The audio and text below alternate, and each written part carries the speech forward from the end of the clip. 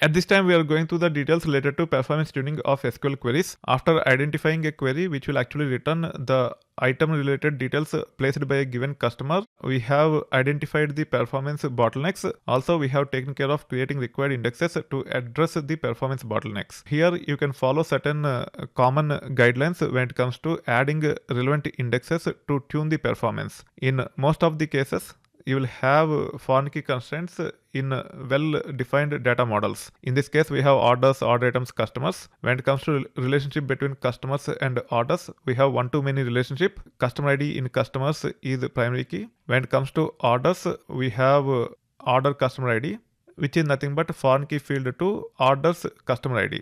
As it is a common pattern that we try to get the details of orders placed by a customer, as there is a foreign key defined on top of orders customer ID, you can consider creating the index. Once you create the index for all those queries where you have to join orders and customers based on customer ID, the performance will improve leaps and bounds. In the similar manner, we have one-to-many relationship between orders and order items. When it comes to orders, order ID is the primary key. When it comes to order items, order item, order ID is the foreign key.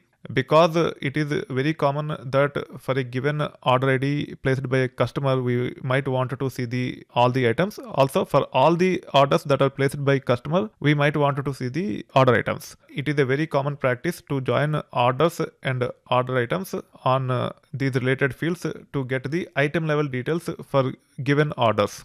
Even in the case of order item order ID, which is foreign key field to orders order ID, it is suggested to add index. Once you add index, you will see the performance improvement in common queries such as get item level details for a given order, or even get item level details for all the orders placed by the customer. Having the indexes will definitely help. That doesn't mean that we add indexes for all the foreign key fields. If we have to add indexes for all the foreign key fields, then the database technology itself will take care of creating the index automatically for you. Having the foreign key constraint is not the only criteria to add the indexes. You also need to review the queries to see if the foreign key fields are actually used as part of the queries in the joins or not. Only then you should consider adding indexes. Indexes make your select queries run faster in certain scenarios.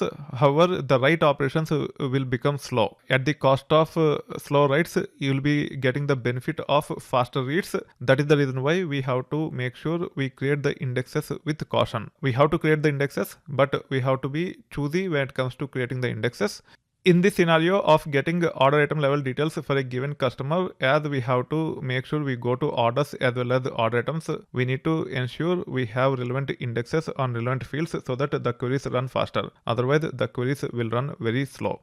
As part of this lecture, we have not only gone through the guidelines related to adding relevant indexes to make our queries faster, we have even gone through the details about the overhead related to the write operations. If you have too many indexes, then the write operations on the table will take a big hit. Again, the overall performance of your application will go down. As we have gone through quite a few important details, now let's spend some time in interpreting this explain plan, which is generated after adding relevant indexes on both orders and order items. I'll be walking you through the details in the next lecture.